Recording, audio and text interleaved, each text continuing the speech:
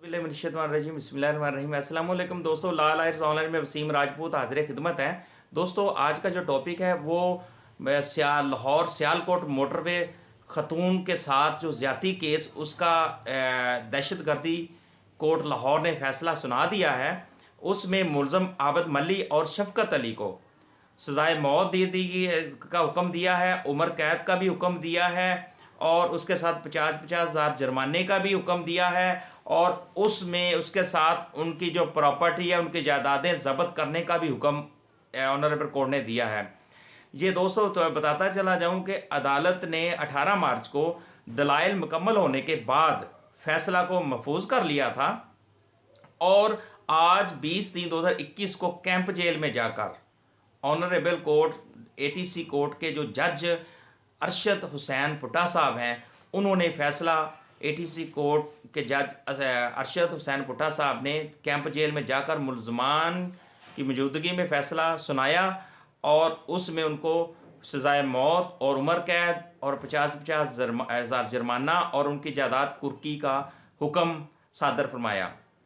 उस आर्डर में यह भी था, उसमें जब एक चीज़ इसमें बताता चला जाऊं कि 37 के करीब गवाहान थे जिन्होंने अपने बयानात अदालत में कलमबंद करवाए थे। अपील इसमें अगली चीज़ मैं एक वेरी इंपॉर्टेंट बता दूं कि किसी दोस्त का मैसेज भी आया हुआ था, उसमें यह कहा था कि आया कि अब मुलजमान को सज़ाए मौत फौरी हो जाएगी, तो क्या इसमें तरीक़ाकार है कानून में। इसमें एक तो बताऊंगा, एक तो थोड़े से तो वेयर वर्ड्स बता रहा हूँ।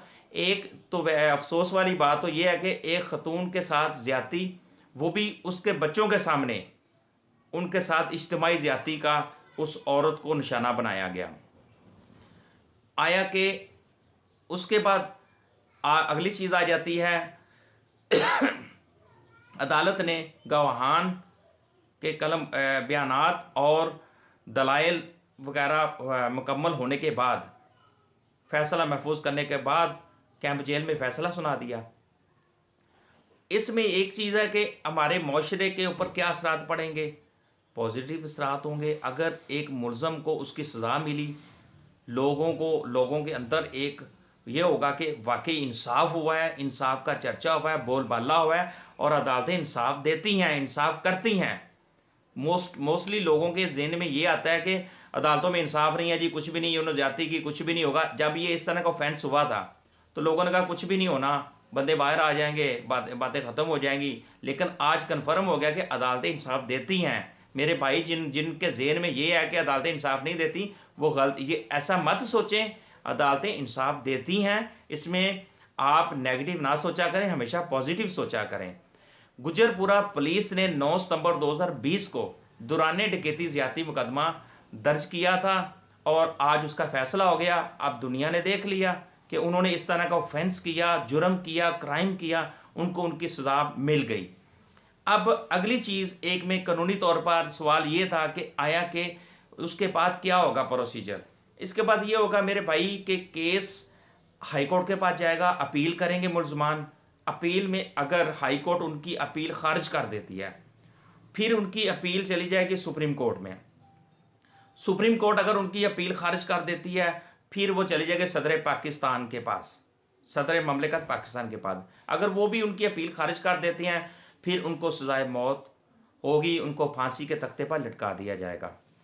एक तो ये चीज़। हाँ, एक बात मैं बताना चाहता हूँ कि अगर शवाहद मजबूत हैं, शहादतें मजबूत हैं, तो हाई कोर्ट भी अगर उनका वो केस मजबूत है मुद्दई का, तो फिर तो मुलजमान का वो जो उनकी अपील है वो खारिज होगी। इसी तरह सुप्रीम कोर्ट, अगर कुछ कानूनी नुक्ता ऐसे कुछ रह जाते हैं, अपील के अंदर ये होता है कि उम्र कैद, मोस्टली सजाए मौत के जो कैदी होते हैं उनको बेनिफिट हाई कोर्ट में भी कईयों को मिल जाता है। अगर कोई कानूनी रखना रह गया, कानूनी नुक्ता कोई ऐसा रह गया जो कि जिसको मुलजम को फ़ायदा हो रहा हो, शक की बिना पर कोई ऐसा इशू बन गया हो, तो उनकी उम्र कैद सजाए मौत जो होगी वो उम्र कैद में कन्वर्ट हो सकती है। और अगली चीज़ है मुलमान जो है आबद मल्ली और जो शफकत अली है, वो इनको ऑनरेबल कोर्ट ने फैसला जो दिया अच्छा दिया। उन्होंने जुर्म किया, उनको उसका सज़ा मिलना चाहिए थी और हमारे माशरे पर पॉजिटिव असरात मरतब होंगे और लोगों को अब पता चल गया कि अदालतें इंसाफ करती हैं।